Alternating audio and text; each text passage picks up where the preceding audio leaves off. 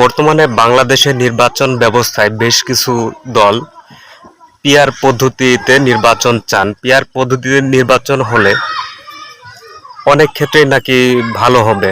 তো আমি দুইটা ক্ষেত্রে পিআর পদ্ধতি চাই।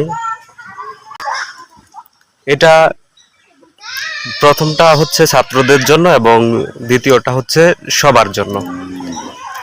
আমি পরীক্ষা পদ্ধতিতে ছাত্রদের জন্য পিআর পদ্ধতির প্রচলন চাই, যাতে সব ছাত্রছাত্রীরা পরীক্ষায় অংশ নিয়ে পাশ করতে পারে নাম্বার ভাগাভাগির মাধ্যমে। এবং দ্বিতীয় যেই ক্ষেত্রে আমি পিআর পদ্ধতির ব্যবহার চাই সেটা হচ্ছে ইনকামের ক্ষেত্রে পিআর পদ্ধতি, যার মাধ্যমে সবাই সমান সম্পদের এবং অর্থের মালিকানা ভোগ করবে।